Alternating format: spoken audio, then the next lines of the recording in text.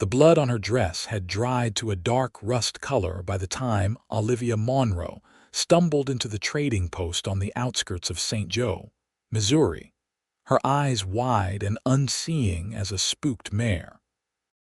She clutched the wooden counter with white-knuckled hands, her mouth opening and closing without sound, and the proprietor took one look at her torn clothing and the wild terror in her green eyes before calling for the cowboy who had just come in to trade his furs.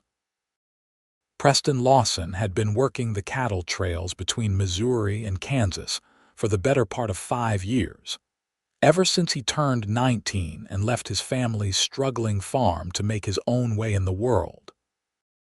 He was 24 now, weathered by sun and wind, with dark hair that curled at his collar and blue eyes that had seen enough of humanity's darkness to recognize trauma when he encountered it.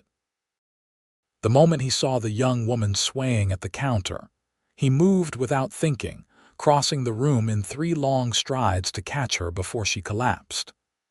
"Easy there," he said quietly, his voice low and steady as he guided her to a chair near the potbelly stove.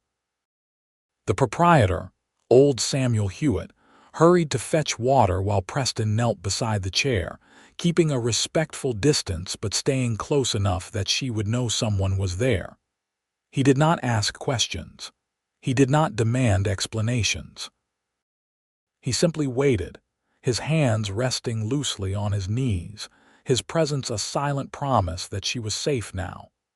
Olivia's breathing came in short, panicked gasps.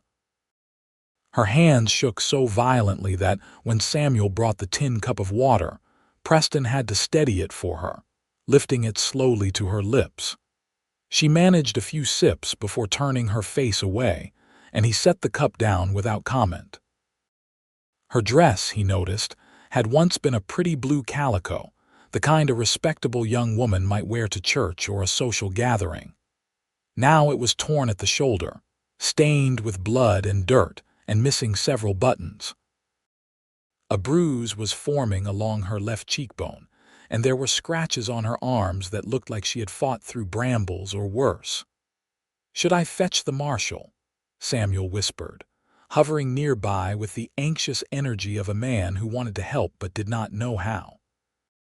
Preston shook his head slightly. "Not yet. Let her settle first."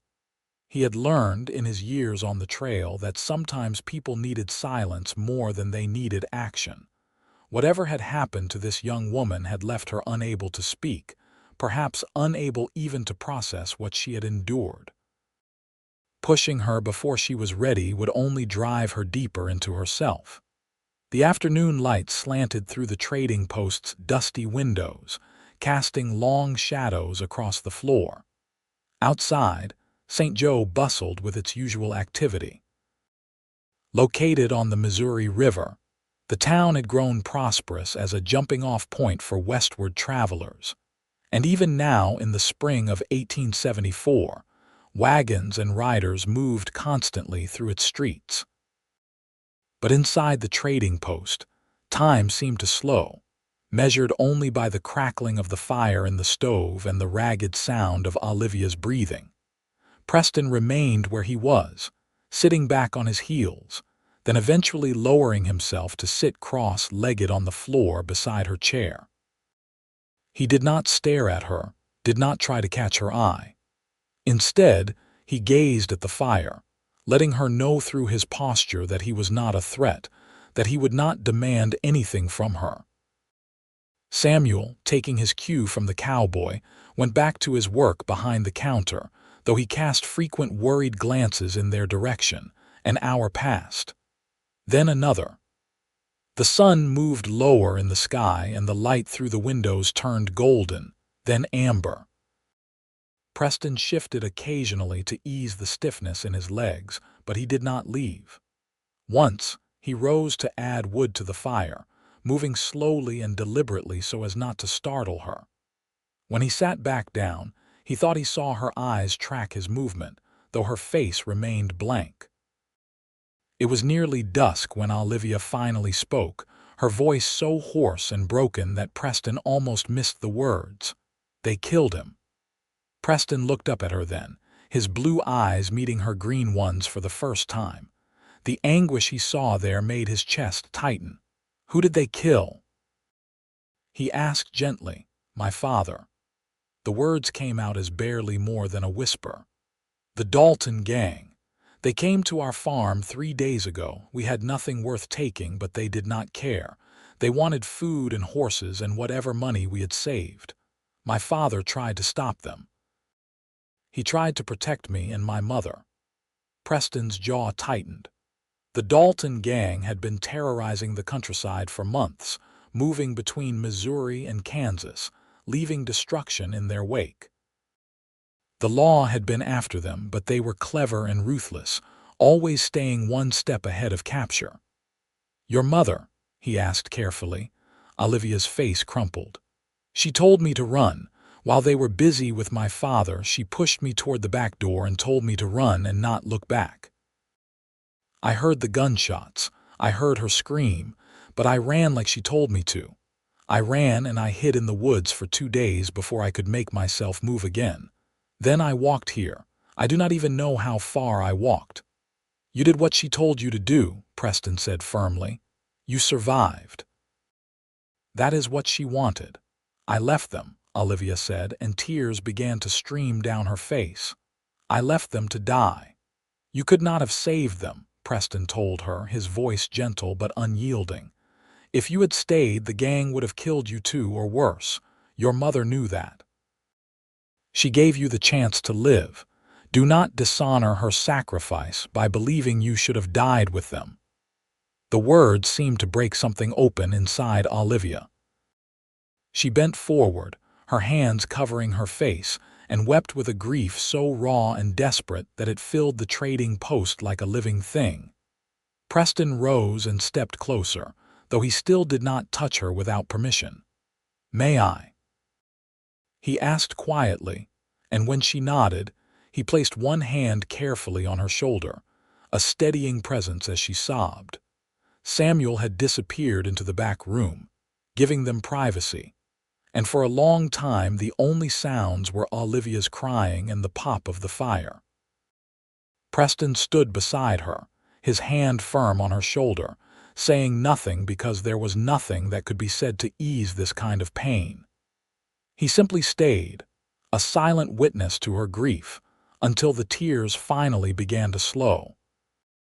When Olivia could speak again, her voice was steadier, though still thick with sorrow. "I do not know what to do now. I have nowhere to go, no family. Nothing. First thing is to see you safe and cared for," Preston said practically. "There is a boarding house here in town run by a widow named Mrs. Callahan. She is a good woman, and she will give you a room while we figure things out. When you are ready, we will talk to the marshal about what happened. The Dalton gang needs to be brought to justice. What if they come after me?" Olivia's eyes were wide with fear. "What if they find out I survived and come looking for me?" "Then they will have to go through me first," Preston said simply, and the quiet certainty in his voice seemed to calm her. "I give you my word, Miss Monroe, I will not let anything happen to you." Olivia searched his face, looking for any sign of insincerity or hidden motive, but she found only steadfast resolve.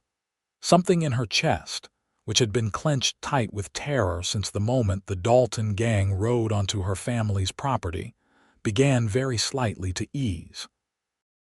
"Why would you do this for me? You do not even know me." Preston was quiet for a moment, considering his answer. "My sister was 17 when a group of drifters attacked her on the road outside our town. She survived, but she was never the same after. She could not speak for weeks, just like you. My family did everything we could, but the fear never left her eyes. She died 2 years later from a fever, but I always thought it was really the fear that killed her.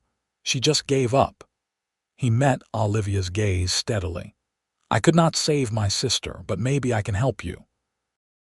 The honesty of his words, the quiet pain beneath them, touched something deep inside Olivia. She nodded slowly. "Thank you, Mr. Lawson." "Preston," he corrected gently. "Just Preston." Olivia, she replied, and managed the faintest hint of a smile. Preston helped her to her feet, moving slowly and giving her time to steady herself. She swayed slightly, and he realized she was probably half-starved after 3 days in the woods, and then the long walk to town. "When did you last eat?" he asked. Olivia frowned, trying to remember. "I found some berries yesterday, or maybe the day before. I am not sure." Preston called for Samuel, who hurried out from the back room with obvious relief at having something concrete to do. Together they gathered some dried beef, bread, and cheese, and Preston insisted Olivia eat before they went anywhere. She picked at the food at first, her stomach too knotted with grief and fear to accept much, but gradually she managed to get some sustenance down. The walk to Mrs. Callahan's boarding house was slow. Olivia's legs were unsteady after days of trauma and exhaustion, and Preston stayed close beside her, ready to catch her if she stumbled. The evening air was cool and fresh, carrying the scent of the Missouri River and the sounds of the town settling in for the night. Lanterns were being lit in windows, and somewhere a dog barked. Normal life continuing on, indifferent to the tragedy that had shattered Olivia's world. Mrs. Callahan was indeed a good woman, round-faced and kind-eyed, with graying hair pulled back in a sensible bun. She took one look at Olivia's condition and immediately ushered her inside, clucking like a mother hen. "You poor dear, what has happened to you?" Never mind, you can tell me when you are ready. First, let us get you cleaned up and into some proper clothes. Preston Lawson, you wait downstairs while I tend to her." Preston nodded and settled into a chair in the boarding house's small parlor while Mrs. Callahan led Olivia upstairs. He could hear the murmur of voices, the sound of water being poured, and eventually, much later, silence. When Mrs. Callahan came back down, her face was grave. "That poor child has been through hell itself," she said quietly, sinking into the chair across from Preston. "She told me what happened to her family. The Dalton gang ought to be hanged, every last one of them." "I agree," Preston said. "In the morning, I will take her to see Marshal Cooper. He needs to know what happened, and he needs to add this to the list of crimes the gang has committed." "Will you be staying to help her?" Mrs. Callahan asked, studying him with shrewd eyes. Preston nodded. "As long as she needs me to. You are a good man, Preston Lawson. Your mother raised you right," he smiled faintly. "I will tell her you said so next time I write." Preston took a room at the boarding house that night, not wanting to be far away in case Olivia needed anything. He slept poorly, his mind turning over the story she had told, the haunted look in her eyes, the way her voice had broken when she spoke of her parents. He had meant what he said about not letting anything happen to her, but he also knew that the damage done to her went deeper than physical danger. She would need time to heal, to learn to trust again, to find her way back to herself. In the morning, he knocked softly on her door and waited until she called out that he could enter. She was dressed in a borrowed dress from Mrs. Callahan, a simple gray cotton that was a bit too large for her slender frame. Her hair had been washed and braided, and the worst of the dirt had been scrubbed from her skin, but the bruise on her cheek had darkened overnight, and her eyes still held that haunted quality. "How are you feeling?" Preston asked. "Strange," Olivia admitted. "Like I am watching myself from outside my body, like none of this is really happening." "That is common after something like what you went through," Preston said gently. "Your mind is trying to protect you. It will get easier, though it may not feel like it now." "You sound like you know a lot about this," Olivia said, sitting down on the edge of the bed. "I learned some things after what happened to my sister. I wish I had known more at the time. Maybe I could have helped her better."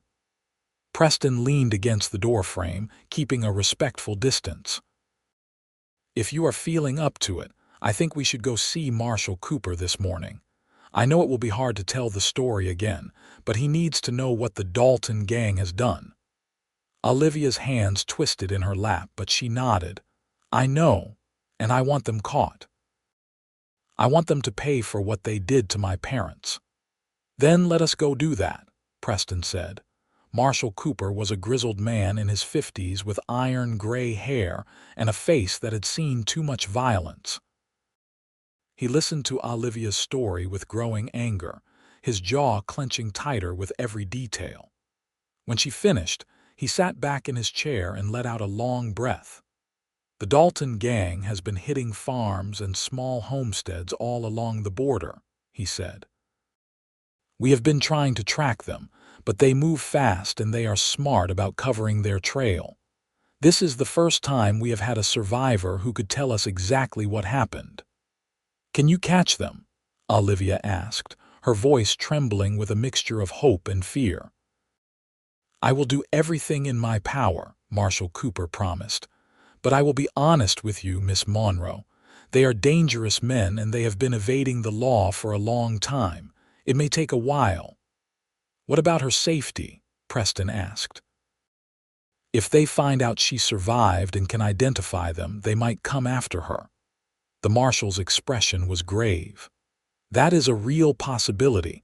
Miss Monroe, do you have anywhere else you could go? Family in another town?" Olivia shook her head. "My parents were my only family." "There is no one else." "Then she stays here," Preston said firmly. "I will watch over her." Marshall Cooper looked between them, then nodded slowly. "All right. But you both need to be careful. Keep your eyes open, and if you see or hear anything suspicious, you come to me right away." They left the marshal's office with a weight of unease hanging over them. The sunny spring morning seemed at odds with the darkness of their conversation. St. Joe was busy with its usual commerce, farmers bringing goods to sell, travelers preparing for the journey west, children running through the streets while their mothers shopped. Normal life continuing on. "What will you do now?" Olivia asked as they walked slowly back toward the boarding house. "You said you work the cattle trails. Will you be leaving soon?" Preston had been thinking about this very question all morning. He had been planning to head back out on the trail within the week, joining a cattle drive that was forming up to push north into Kansas. But the idea of leaving Olivia alone, vulnerable and grieving, sat wrong with him. "I have some money saved," he said slowly. "Enough to see me through for a while. I can stay in St. Joe for now, help you get settled." "I cannot ask you to do that," Olivia protested. "You have your own life, your own work." "You did not ask," Preston pointed out. "I am offering. Besides, there will always be cattle drives. But right now, you need someone, and I am here." Olivia stopped walking and turned to face him fully. In the bright morning light, he could see the gold flecks in her green eyes, the delicate structure of her face beneath the bruising. She was probably around his age, maybe a year or two younger, and there was a strength in her despite the trauma, a core of steel that had kept her alive through 3 days of hell. "Why are you really doing this?" she asked quietly. "The truth, Preston." He considered his answer carefully. "Because when my sister needed someone to stand by her, to really understand what she was going through, no one did. We loved her, but we did not know how to help her. She felt alone even when she was surrounded by family. I do not want that to happen to you. And because when I look at you, I see someone worth saving, worth fighting for. You survived something that would have broken a lot of people. That takes courage, Olivia. Real courage. And I think if we give you time and support, you are going to come through this and build a life worth living." Tears welled in Olivia's eyes, but they were different from the tears of the night before. These were tears of gratitude, of relief at being seen and valued when she felt like nothing more than a broken shell. "Thank you," she whispered. "I do not know how I will ever repay you." "You do not have to repay me," Preston said simply. "Just get better. That is payment enough. The days that followed fell into a pattern. Preston took odd jobs around St. Joe to keep himself occupied and earn a bit of money, working at the livery stable, helping to load and unload freight at the docks, doing repairs for people who needed an extra pair of hands. But every evening he came back to the boarding house, and after dinner, he and Olivia would sit in the parlor, sometimes talking, sometimes just sitting in comfortable silence. Slowly, carefully, Olivia began to emerge from the shell of trauma that had enclosed her. She told Preston stories about her childhood, about growing up on the farm with her parents, about her mother's garden and her father's laugh. She cried often, but the tears became less desperate, more of a natural grieving process. Preston listened, offering comfort when she needed it, giving her space when she needed that instead. 3 weeks after Olivia's arrival in St. Joe, Marshal Cooper came to the boarding house with news. "We have a lead on the Dalton gang," he said. "They were spotted near Lawrence, Kansas, about a week ago. I am putting together a posse to go after them. Preston, I know you are handy with a gun. Will you ride with us?" Preston glanced at Olivia, seeing the fear that immediately flooded her eyes. "How long will you be gone?" he asked. "Could be a few days, could be a week or more. Depends on whether we can track them down." "I will go," Preston said, though his eyes never left Olivia's face. "But I need to make sure Miss Monroe is protected while I am away." "I will be fine," Olivia said quickly, though her voice shook slightly. "You should go. They need to be caught." "I will ask Mrs. Callahan to keep extra watch," Marshal Cooper said. "And I will leave Deputy Barnes in town. He is a good man and he will check on Miss Monroe regularly." Preston was not entirely satisfied with this arrangement, but he also knew that catching the Dalton gang was important, not just for Olivia's safety but for the safety of everyone in the region. "All right," he said finally. "But I want to talk to Deputy Barnes myself before we leave, and I want him to understand that if anything happens to Miss Monroe while I am gone, he will answer to me." Marshal Cooper's mustache twitched in what might have been a smile. "I will make sure he understands." That evening, Preston and Olivia sat on the porch of the boarding house, watching the sun set over the Missouri River. The sky was painted in shades of orange and pink, and the air was warm with the promise of summer. "Are you scared?" Olivia asked quietly. "A little," Preston admitted. "The Dalton gang are not men to be taken lightly. But I have been in tight spots before, and I am a pretty good shot. I will be careful." "You had better be," Olivia said, and there was a fierceness in her voice that made Preston look at her in surprise. "You cannot make me care about whether you come back and then go and get yourself killed. That would be cruel." Something warm unfurled in Preston's chest. "You care whether I come back." Olivia met his eyes steadily. "You know I do. You have been kinder to me than anyone has ever been, except maybe my parents. You have stayed when you had no reason to stay. You have listened and helped and never asked for anything in return. Of course I care." Preston reached over and took her hand, his calloused fingers closing gently around hers. "I care about you too, Olivia, more than I probably should after only knowing you for a few weeks. But there it is. So I will be careful because I intend to come back to you." They sat like that, hands linked, watching the light fade from the sky. It was the first time they had touched beyond the practical necessities of helping her walk or steadying her when she was unsteady. The contact felt significant, like a door opening between them, a possibility being acknowledged. "When you come back," Olivia said softly, "I want to show you something. There is a place my father told me about once, a clearing by the river where wildflowers grow. I think I would like to go there and remember him in a place that is beautiful instead of just painful." "When I come back," Preston promised, "that is exactly what we will do." The posse rode out at dawn the next morning. There were 8 men in total. Marshal Cooper, Preston, 4 experienced lawmen from neighboring towns, and 2 local men who were known to be steady in a crisis. They followed the trail toward Lawrence, Kansas, pushing hard to make up the time the gang had on them. The pursuit took 5 days of hard riding. They tracked the gang through small towns and across open prairie, following reports of robberies and sightings. On the 5th day, they caught up with the Dalton gang at an abandoned farmstead, and the confrontation was swift and brutal. Guns blazed, and when the smoke cleared, 3 members of the gang were dead. 2 were wounded and captured, and 1 had escaped into the brush. Preston took a bullet in his left shoulder during the fight, but it was a clean wound, passing through muscle without hitting bone or major blood vessels. One of the lawmen, a man named Garrett, had medical training and patched him up as best he could. But Preston knew he needed better care than they could provide on the trail. "We need to get you back to St. Joe," Marshal Cooper said, looking at the blood-soaked bandage on Preston's shoulder with concern. "I can ride," Preston insisted, though his face was pale and tight with pain. "No one is saying you cannot," the marshal replied.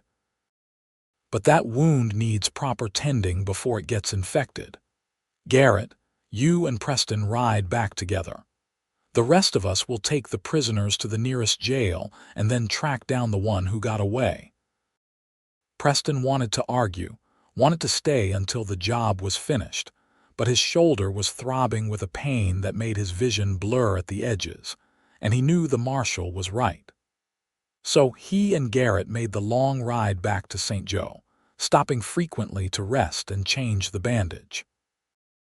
It was late afternoon on the 7th day since he had left when Preston finally rode into St. Joe. Olivia was sitting on the porch of the boarding house with Mrs. Callahan when she saw him coming down the street, slumped slightly in his saddle, his shirt dark with dried blood. She was off the porch and running toward him before Mrs. Callahan could stop her. "Preston." The fear in her voice was palpable. "You are hurt." "I am all right," Preston said, though even he could hear how weak his voice sounded. "Just need to get this shoulder properly seen to." Garrett helped Preston down from his horse, and between him and Olivia, they got Preston into the boarding house and up to his room. The local doctor was sent for, a brisk older man named Dr. Henderson who examined the wound with practiced efficiency. "You are lucky," he pronounced after cleaning and rebandaging the shoulder. "Another inch to the right and this bullet would have done serious damage. As it is, you will be sore for a few weeks, and you need to keep the wound clean and rest that arm, but you will heal just fine." Olivia, who had been hovering anxiously in the doorway, visibly sagged with relief. After the doctor left, she came into the room and sat carefully on the edge of Preston's bed. "You scared me," she said, her voice trembling. "When I saw you riding in like that, covered in blood, I thought you were going to die right there in front of me." "I told you I would come back," Preston said, managing a faint smile despite the pain. "I keep my promises. Did they catch them, the gang?" "Most of them. 3 dead, 2 captured. 1 got away, but the marshal and the others are still tracking him." Preston shifted, trying to find a more comfortable position, and winced. "At least your parents' killers will face justice. That is something." Tears spilled down Olivia's cheeks. "I do not care about justice right now. I just care that you are alive." Preston reached up with his good hand and brushed the tears from her face.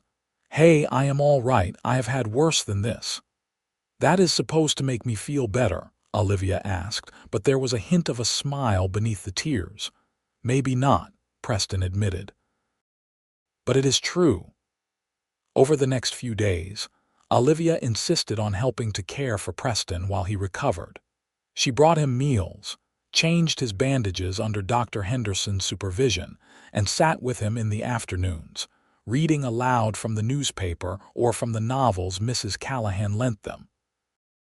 It was a reversal of their earlier dynamic, and Preston found himself on the receiving end of the same patient, careful attention he had given her. "You do not have to do all this," he told her one afternoon as she adjusted the pillows behind his back. "Mrs. Callahan could help me." "I know I do not have to," Olivia replied. "I want to. You took care of me when I needed it. Let me do the same for you." There was something in her eyes when she looked at him now, a warmth and tenderness that had not been there before. Or perhaps it had been there, but hidden beneath the layers of trauma and grief. Now, as she tended to him, that warmth was unmistakable, and Preston felt his own feelings for her deepening in response. He had cared about her from the beginning, had felt protective and concerned for her welfare. But now, watching her move around his room with quiet competence, seeing the way she smiled when she thought he was not looking, hearing her soft laughter when he made a joke about his clumsiness with his injured arm, he realized he was falling in love with her. Not the sudden, dramatic love of dime novels, but something deeper and more real, built on shared vulnerability and mutual respect. 2 weeks after Preston's return, Dr. Henderson declared him well enough to be up and moving around, though he still needed to be careful with his shoulder. The first thing Preston did was remind Olivia of her promise. "You said you wanted to show me a place," he said. "The clearing by the river with the wildflowers." Olivia's face lit up. "You remembered." "Of course I remembered." They set out the next morning, walking slowly through the outskirts of St. Joe toward the river.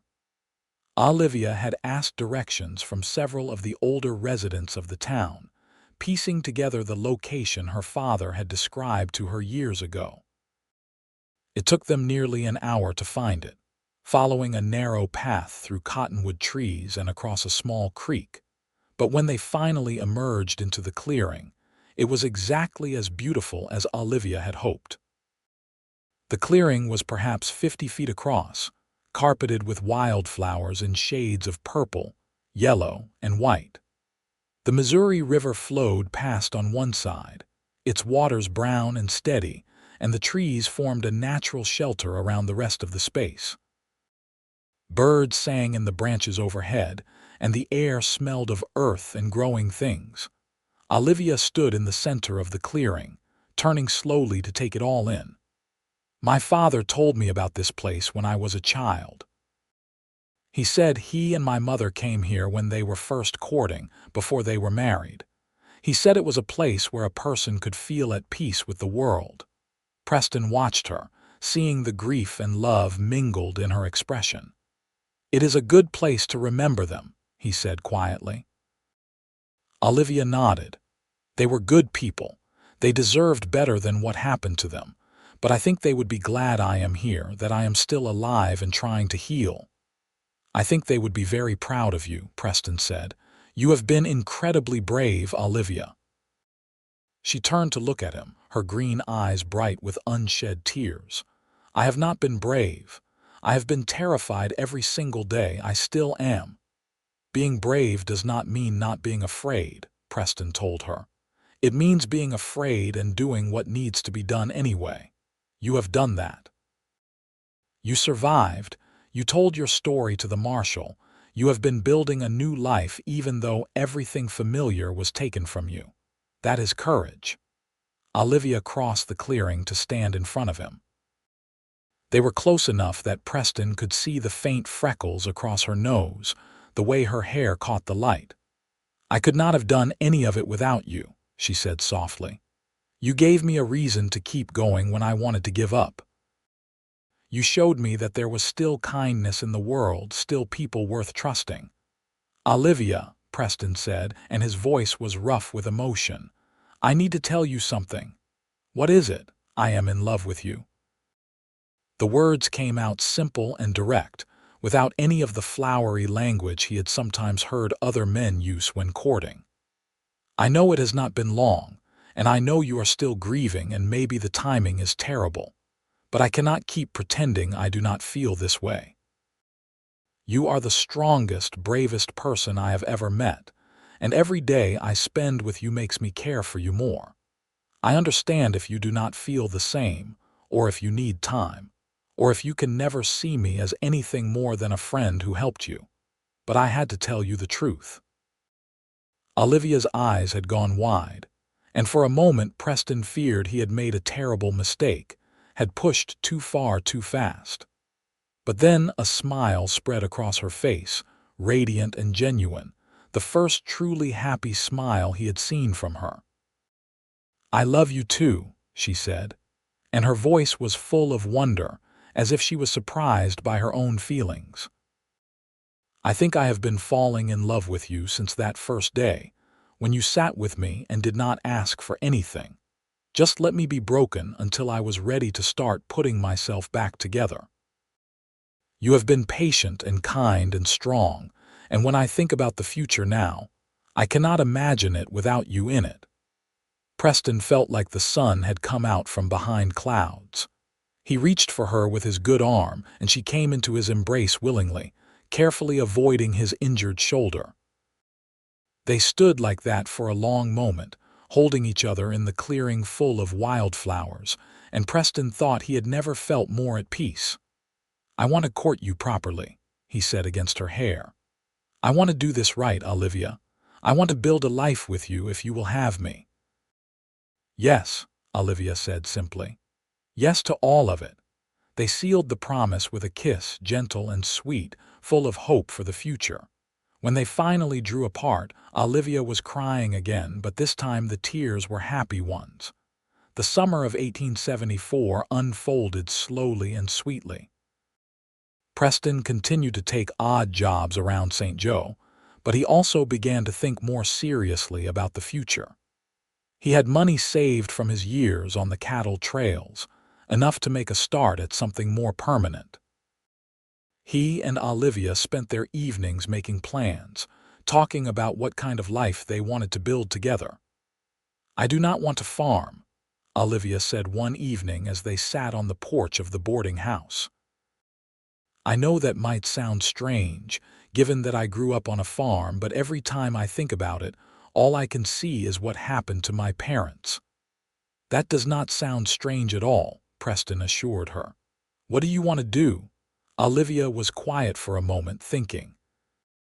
"I used to help my mother with sewing. She was very skilled at it, and she taught me everything she knew. I thought maybe I could offer those services here in town. There is always need for someone who can mend clothes or make new ones." "That is a fine idea," Preston said. "And I have been thinking about starting a freight business. St. Joe is growing, and there is a lot of need for someone to transport goods between here and the surrounding towns. I know the trails. I know how to handle horses and wagons, and I am good at the kind of negotiating that business requires." "We could make it work," Olivia said, and there was excitement in her voice now, the first real enthusiasm for the future that Preston had heard from her. "We could build something together." "We could," Preston agreed, taking her hand. "But first, I need to ask you something important." Olivia looked at him, her heart starting to beat faster. "What is it?" Preston got down on one knee, right there on the porch, and pulled a small box from his pocket. Inside was a simple gold band with a small ruby, nothing fancy, but chosen with care. "Olivia Monroe, will you marry me? Will you let me spend the rest of my life loving you and building a future with you?" Olivia's hands flew to her mouth, and tears spilled down her cheeks. "Yes," she said, her voice breaking with emotion. "Yes, Preston, I will marry you."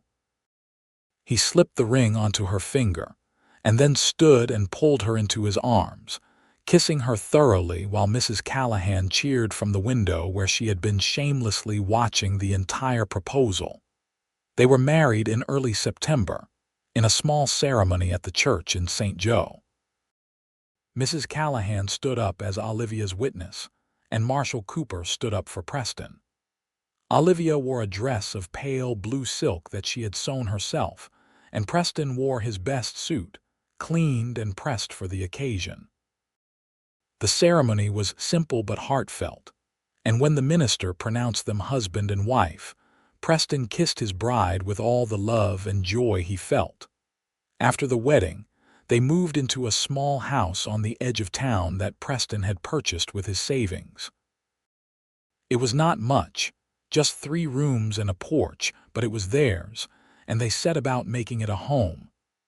Olivia established her sewing business, and word quickly spread about the quality of her work.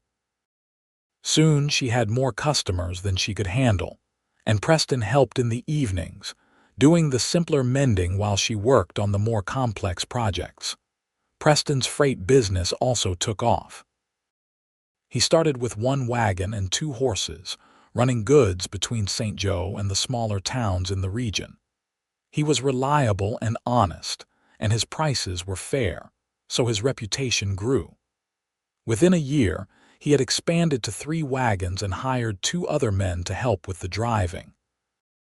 Life was good, but it was not without its challenges. Olivia still had nightmares about what had happened to her parents, waking in the middle of the night with tears streaming down her face. Preston would hold her during those times, whispering reassurances until she calmed. And there were days when the grief would overwhelm her unexpectedly, when she would have to stop whatever she was doing and just let herself cry. "I am sorry," she told Preston after one such episode. "I know it has been more than a year. I should be over this by now." "Grief does not have a timeline," Preston said gently. "You lost your parents in the most horrible way imaginable. You are allowed to grieve for as long as you need to. I am not going anywhere, Olivia. I will be here through all of it." His patience and understanding helped Olivia heal in ways she had not thought possible. Slowly, the good days began to outnumber the bad ones. She found joy in her work, in the life she and Preston were building together, in the simple pleasures of their daily routine. And she found that she could think about her parents now without being overwhelmed by pain, could remember the good times without the terrible end overshadowing everything. In the spring of 1876, Olivia discovered she was pregnant.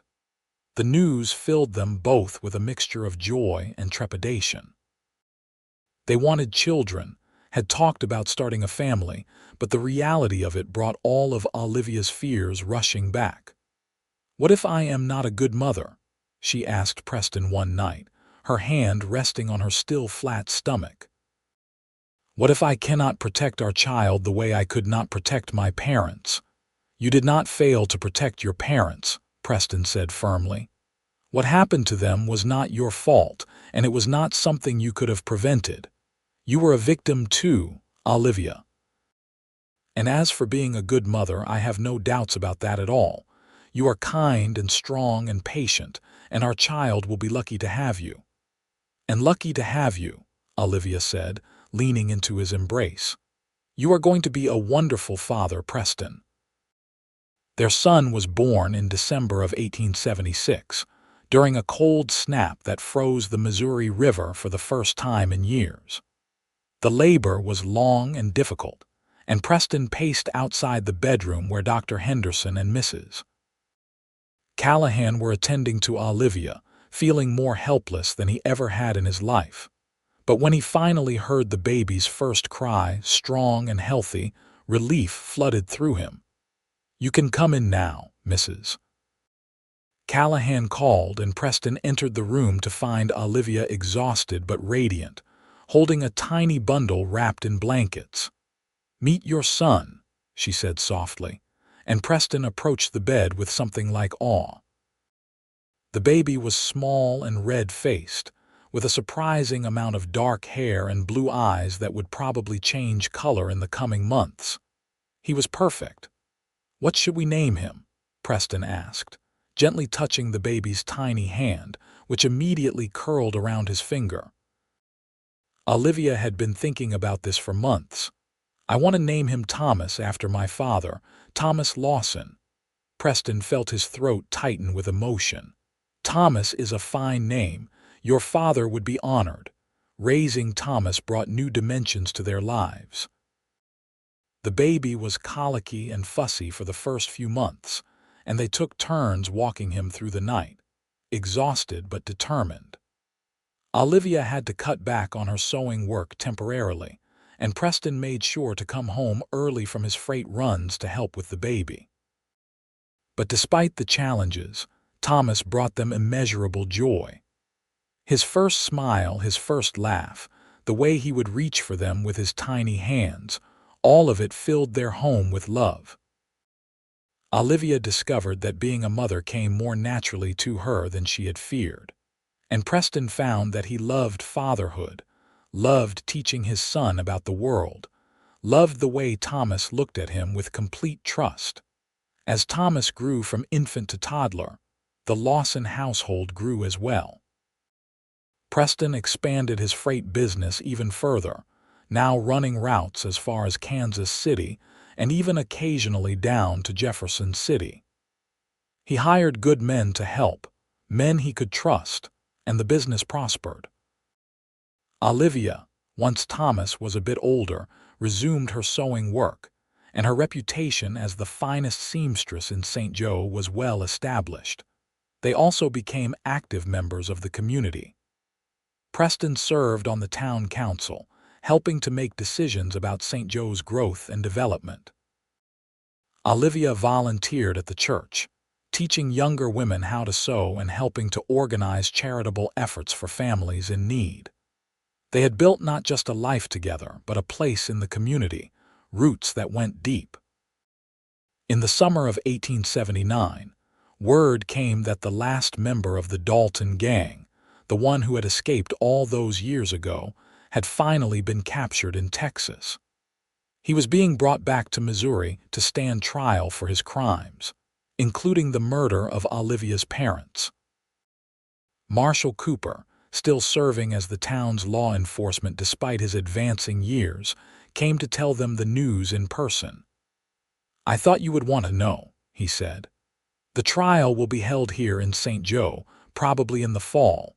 The prosecutor may want you to testify, Olivia." Olivia's first instinct was fear. The thought of facing one of the men responsible for her parents' deaths, of having to relive that terrible day in open court, made her stomach churn. But then she looked at Preston, at Thomas playing on the floor with wooden blocks Preston had carved for him, at the life they had built together, and she found her courage. "I will testify," she said firmly. "My parents deserve justice, and that man deserves to pay for what he did." Preston reached over and took her hand. "I will be right there with you," he promised. The trial took place in October, and the courtroom was packed with people from all over the county. The surviving member of the Dalton gang, a hard-faced man named Jed Dalton, showed no remorse as the charges were read. Olivia, wearing her best dress and with Preston seated directly behind her in the gallery, took the stand and told her story once more. It was harder than she had expected, describing that terrible day, watching her words affect the jury. But she kept her voice steady, and when the prosecutor asked if she was certain that Jed Dalton had been one of the men at her family's farm that day, she looked him straight in the eye and said, "Yes, I am certain. I will never forget his face or his voice. He is one of the men who murdered my parents." The defense attorney tried to shake her testimony, tried to suggest that her memory might be faulty after so many years, but Olivia held firm. She knew what she had seen, knew what she had endured, and she would not let this man escape justice. The trial lasted 3 days. When the jury returned with a guilty verdict on all counts, including 2 counts of murder, Olivia felt something inside her release, a tension she had been carrying for 5 years finally easing. Jed Dalton was sentenced to hang, and as he was led from the courtroom, Olivia allowed herself to cry, not from fear or grief this time, but from relief. Outside the courthouse, Preston wrapped his arms around her, and she buried her face in his chest. "It is over," she whispered. "It is finally over. "You were incredibly brave in there," Preston told her. "I have never been more proud of you." That night, after they had put Thomas to bed, Preston and Olivia sat on their porch, watching the stars come out. The air was cool with the promise of autumn, and the sounds of St. Joe settling in for the night drifted to them on the breeze. "I feel like I can finally let go now," Olivia said quietly. "For so long, I have been carrying the weight of what happened, letting it define me. But today, standing in that courtroom and facing down the man who helped destroy my family, I realized that I am more than what happened to me.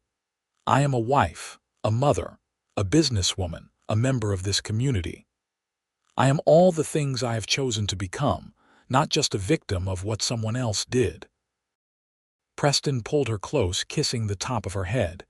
"You have always been more than what happened to you. I am just glad you can see it now, too." "I love you," Olivia said, turning to look up at him.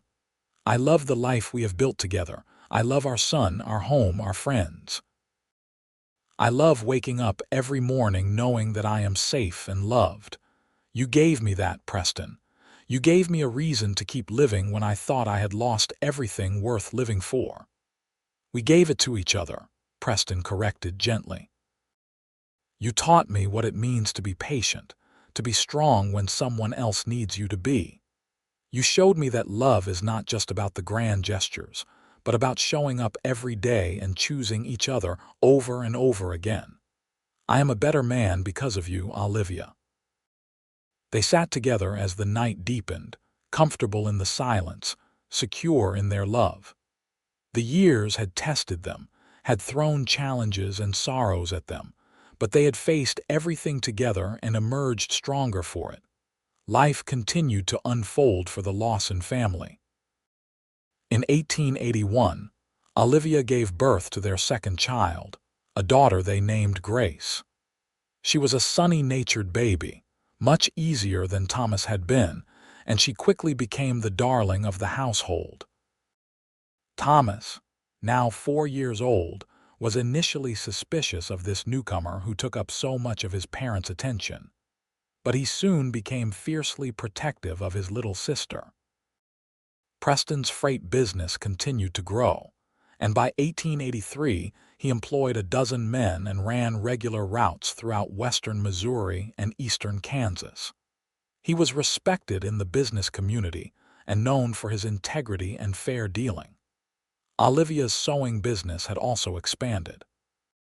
She now had 2 young women working as her apprentices, and she had begun to design and create more elaborate garments, including wedding dresses that were sought after throughout the region.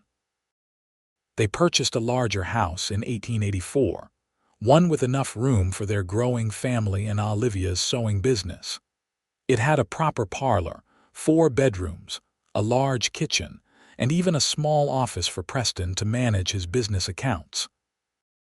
The children each had their own room, and there was space for the sewing equipment and fabric that had threatened to take over their previous home. In the spring of 1885, Preston's mother wrote to say that his father had died. Preston made the journey back to his family's farm, bringing Olivia and the children with him for the funeral. It was the first time Olivia had met Preston's family, and she was welcomed warmly by his mother and his 3 younger siblings. Preston's mother, a small woman with gray hair and eyes the same blue as her son's, pulled Olivia aside during the visit. "Thank you for making my boy so happy," she said. "I can see in his eyes how much he loves you and those beautiful children. After what happened with his sister Sarah, I worried he would never let himself care for anyone again. But you have given him a family and a home, and that is all a mother can hope for her child." "Preston gave me back my life when I thought it was over," Olivia replied. "He is the best man I have ever known, and I am grateful every day that he chose to help me." "You 2 chose each other," Preston's mother said with a smile. "That is the best kind of love." They returned to St. Joe after a week, and life resumed its familiar rhythms. Thomas started school and proved to be a bright, curious student. Grace grew from a toddler into a spirited little girl who kept Olivia constantly on her toes. And in 1887, Olivia discovered she was pregnant again. Their third child, a son they named Samuel, after the trading post proprietor who had helped Olivia on that terrible day so many years ago, was born in early 1888. Old Samuel Hewitt, now retired and living with his daughter's family, was deeply touched by the honor and became young Samuel's honorary grandfather, doting on the boy with shameless favoritism. The years rolled on, marked by birthdays and holidays, by business successes and minor setbacks, by the ordinary joys and challenges of raising a family. Thomas grew into a responsible young man who showed an interest in his father's freight business. Grace developed a talent for drawing and painting, covering every available surface with her artwork. And Samuel was a cheerful, energetic child who seemed to find adventure in everything. In the summer of 1892, Preston and Olivia celebrated their 17th wedding anniversary. They left the children with Mrs. Callahan, who at 75 was still spry and delighted to watch over her favorite family, and rode out to the clearing by the river where Preston had proposed all those years ago.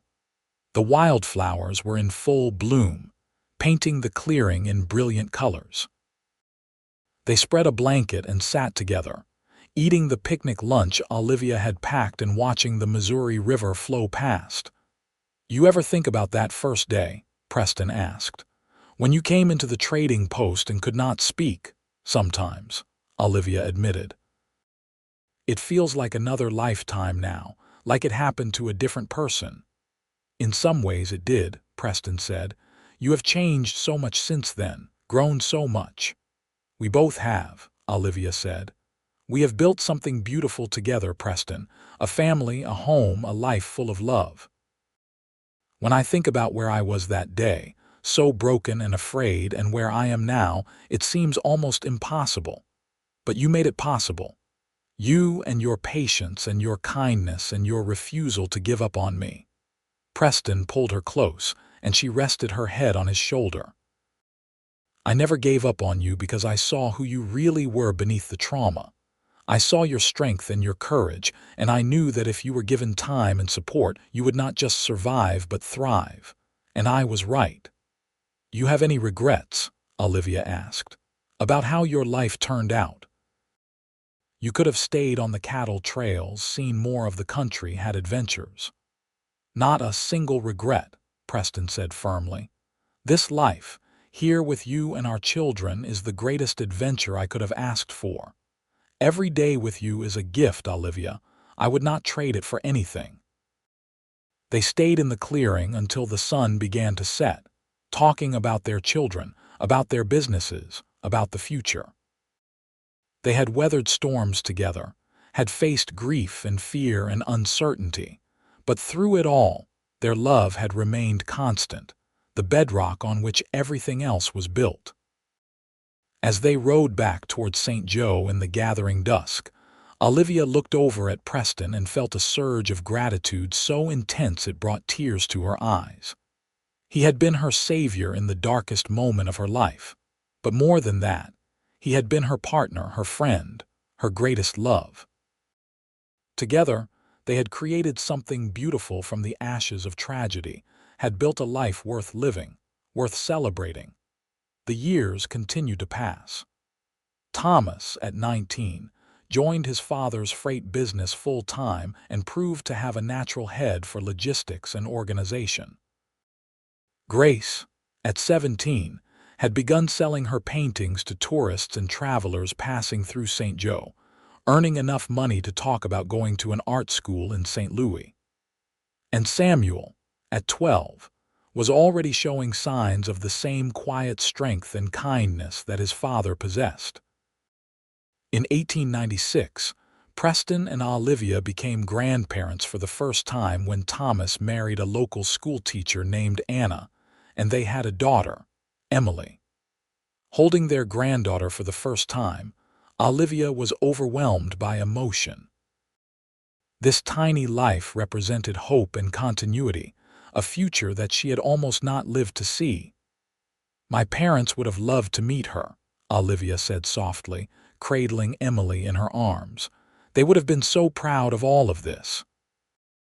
"I think they know," Preston said, his arm around Olivia's shoulders. "Somehow, I think they know, and they are proud." As the new century approached, Preston and Olivia found themselves looking back on their life together with satisfaction and joy. They had raised 3 wonderful children, built successful businesses, made a place for themselves in their community, and loved each other through all of it. The trauma that had brought them together had shaped them but not defined them. They had chosen to build something beautiful from the broken pieces, and they had succeeded beyond their wildest dreams. On their 25th wedding anniversary in 1899, the community threw them a celebration at the church. Friends and family gathered to honor their marriage, sharing stories and raising toasts. Thomas gave a speech about the example his parents had set for him about what a good marriage looked like. Grace presented them with a painting she had done of their house, surrounded by wildflowers. And Samuel, now 13, simply hugged them both and told them he hoped to find a love like theirs someday. That night, back in their home with their children finally gone and the house quiet, Preston and Olivia sat on their porch as they had so many times over the years. The night was warm and fireflies danced in the darkness. 25 years, Olivia mused. It has gone by so quickly. "The best years of my life," Preston said. "Every single one of them. Mine too," Olivia agreed. She turned to look at him, this man who had saved her, who had loved her, who had built a life with her. His hair was graying now, and there were lines around his eyes, but he was still the same Preston who had sat quietly in that trading post 25 years ago, waiting for her to be ready to speak. "I never properly thanked you," she said softly, "for that first day. For sitting with me when I could not speak, for not pushing me, for just being there until I was ready." Preston reached over and took her hand, his fingers intertwining with hers in a gesture that had become as natural as breathing. "You never needed to thank me. Loving you has been the easiest, most natural thing I have ever done. From that very first day, I knew you were someone special, someone worth fighting for, and I have never regretted a single moment of the life we have built together." "Neither have I," Olivia said, and she leaned over to kiss him. A kiss full of love and gratitude and the deep contentment that came from a life well lived. They sat together on the porch as the night deepened, holding hands and watching the fireflies dance. 2 people who had found each other in the darkest of times and had created a love story that would endure for the rest of their days. The Wild West was changing around them, modernizing and evolving, but their love remained constant, a testament to the power of patience, kindness, and the choice to heal and hope even when all seemed lost. In the years that followed, they watched their grandchildren grow, celebrated as Grace went off to art school and came back with a husband who appreciated her talent, rejoiced when Samuel decided to become a teacher like his sister-in-law Anna. They saw their freight business pass into Thomas's capable hands as Preston gradually retired, and they saw Olivia's sewing business continue to thrive under the management of her former apprentices. They grew old together, their hair turning silver, their steps slowing but their love never diminishing. They remained each other's best friend, each other's greatest comfort, each other's truest home. And when they finally passed, within months of each other in the spring of 1910, they left behind not just a family and a business legacy, but a love story that their children and grandchildren would tell for generations. The story of how a broken young woman stumbled into a trading post in St. Joe, Missouri, unable to speak from the trauma of what she had endured, and how a cowboy sat quietly beside her, asking nothing, offering everything, until she was ready to find her voice again. The story of how they fell in love slowly and surely, building a life together that was full of joy and purpose and deep, abiding love. The story of how they proved that even the darkest beginnings could lead to the most beautiful endings, if two people were willing to be patient, to be kind, to choose each other every single day. Their graves lie side by side in the cemetery on the hill overlooking St. Joe, marked by a simple stone that bears both their names and the dates of their birth and death. But their real legacy is not in stone.